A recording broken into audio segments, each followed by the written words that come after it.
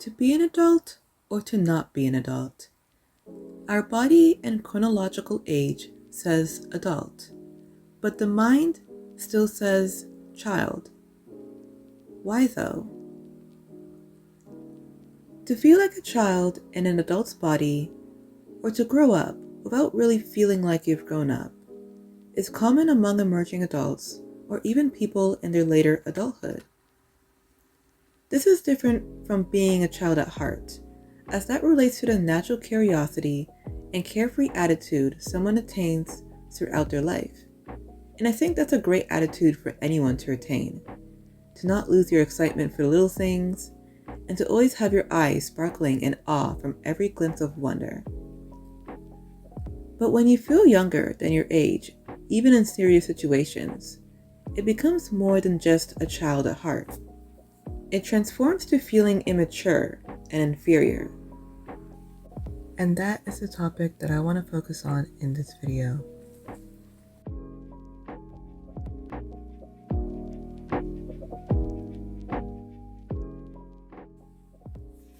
I theorize that this feeling can be felt in approximately two ways, and they can intersect. One is through the inability or slow process to adjust to the adult world. Because all of a sudden, you're out in the world and you have this insane array of options, but you may not know how to do everything on your own yet. Or two, through the struggle to fit in among your family or peers. You feel like everyone around you is more mature because your social skills may be lacking, or you're socially anxious, or you still feel attached to things that you're fond of since childhood, while others around you have grown out of their said phases. These two descriptions reinforce the characteristics of feeling intimidated or feeling inadequate about taking responsibility, or even wishing for some authority other than yourself. Regarding the first description, those transitioning to adulthood frequently experience moments of independence followed by times of dependence. However, because of the assumption that the transition to adulthood should be seamless and smooth, this on and off cycle may feel strange for the emerging adult. Traditional adult roles such as working, finding a partner, buying a home, and starting a family are often used as reasons to criticize millennials and older Gen Z since they are not attaining them quick enough as those in the past. And so the belief persists that if someone takes too long to acquire these certain adult milestones, then they are not grown up. Even if young adults do achieve these milestones, it can still feel off because they have not evolved completely into the adult version that they imagine themselves to become. Because remember, we as emerging adults still live within this independent, dependent loop. So when we achieve a milestone, we may feel as if we're wearing our parents' shoes instead of acknowledging that we ourselves are the adults.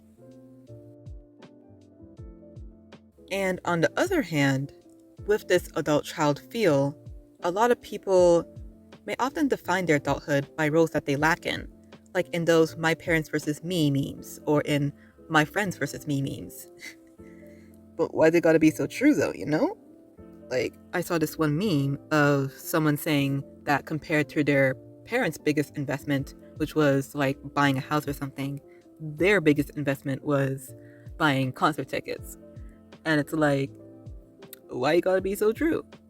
But as I was saying, for people who are socially anxious or are interested in niche things, the adult-child feel is reinforced through their nonconformity against the ordinary.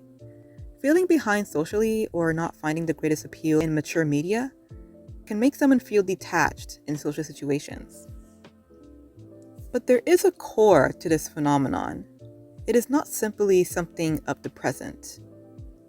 If I can sum up what I learned in my undergraduate degree so far, is that one's behavior never derives from one source, and that most dysfunctional behaviors are adaptive responses to past experiences.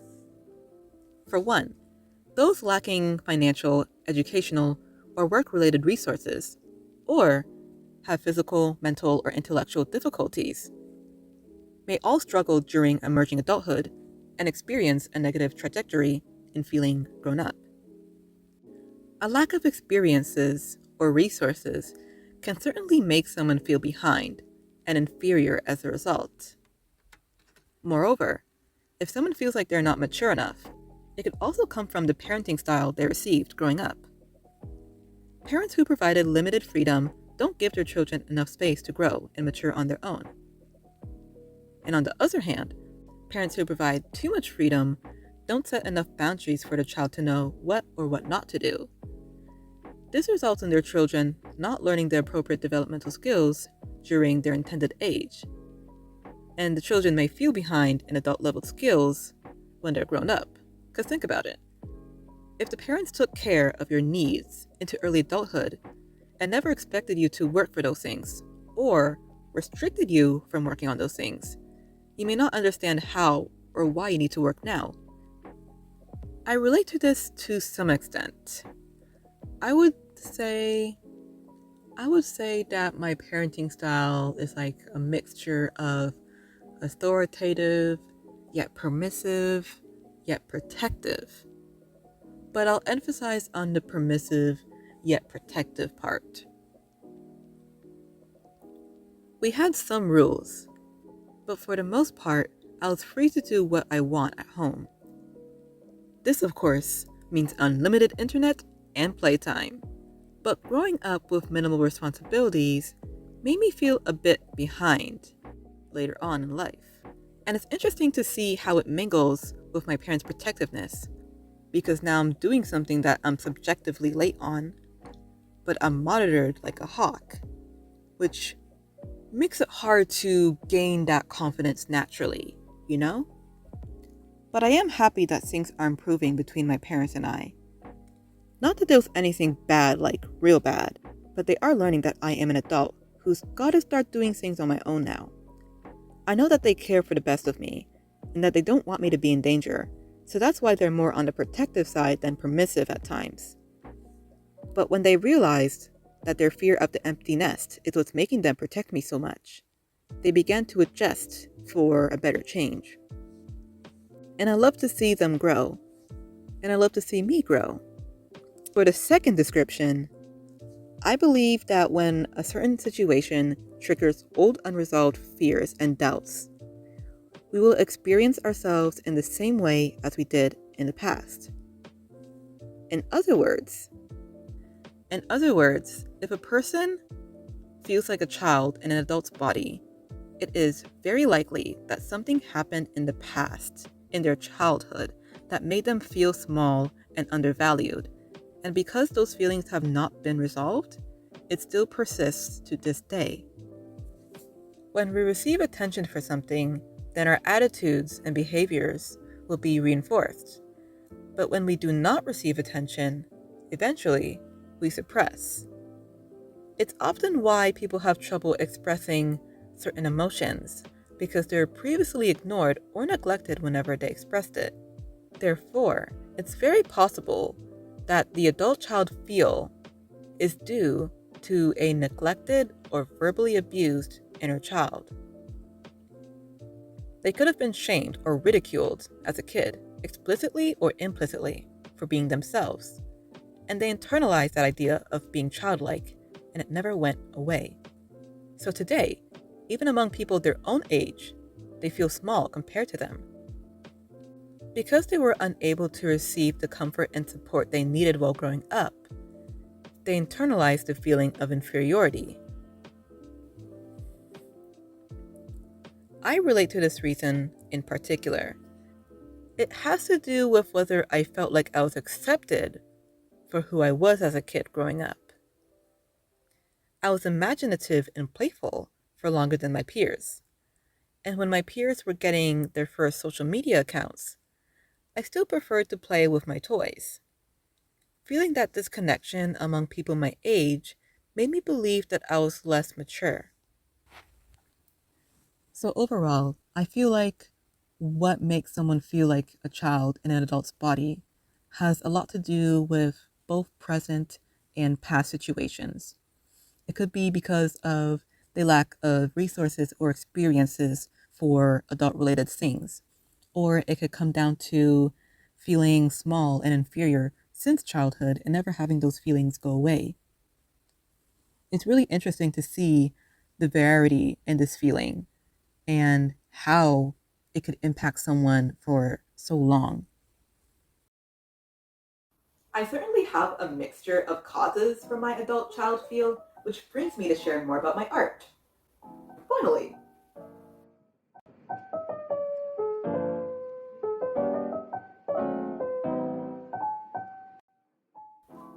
my painting doesn't give the small, inferior type of vibes that I was explaining earlier in the video,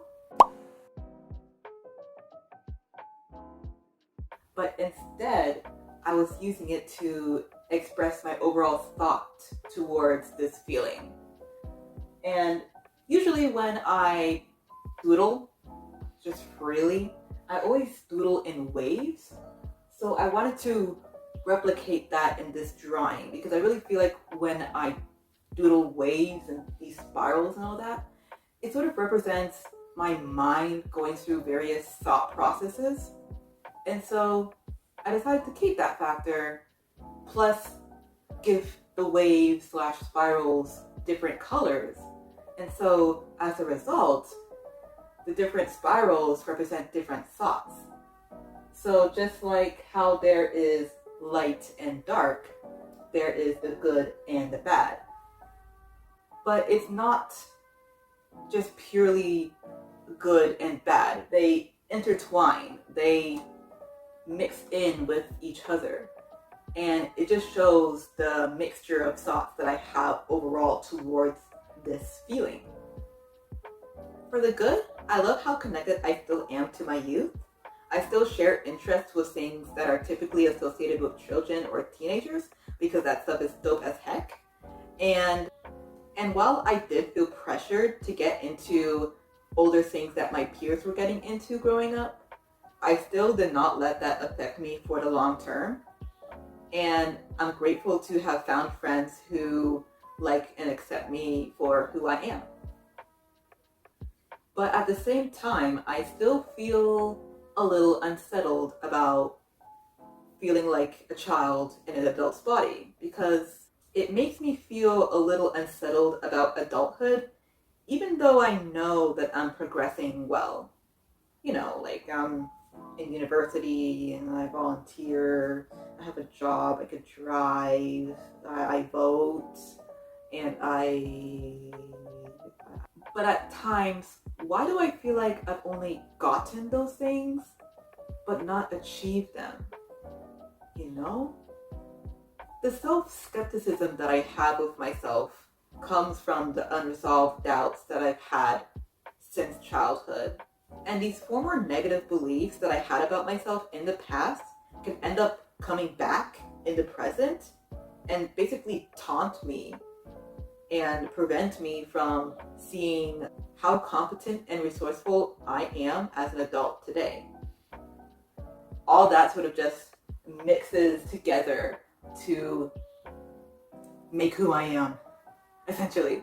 But of course, like, this is just a whole mixture of things. I don't think it's necessarily like a good versus bad, or good is better than bad, or bad versus is better than good. I think it's just a whole mixture of how I feel, and that's really what I wanted to express with this painting. Just my overall thoughts. Yeah. And as for the figure, the reason why I made her so big in this image is because I wanted her to be the elephant in the room. I wanted her to stand out because I wanted that to reflect how someone who doesn't feel like they conform with others stand out in the room. You know. And if you're curious to know about who this figure is, she's just a model that I saw on Instagram. I was literally just searching up, just aesthetic Instagram models to draw in my sketchbook one day, and then I saw this girl, and then boom, the idea for my painting came up, and that's how I got inspired to make this whole thing, because by simply seeing this lady here, I just had a whole burst of thoughts, really. And that's why she's there. She's a symbol, a model, essentially. And I think that's really my painting. Yeah. Before I end things off, I want to leave you guys with an important message. Remember that chronological age is not a standard indicator of maturity. Because while adolescence clearly ends at 18, one leaves emerging adulthood whenever one is ready. So don't feel pressured to grow up so soon. But if you do realize that you tend to avoid necessary parts of adulthood, or you don't feel confident in expressing the self you feel like is childish, explore why. There are different ways to get in touch with our inner child, and I'm interested in sharing a therapeutic art exercise in the future. In the meantime, I hope this video has helped some people feel seen. Bye-bye!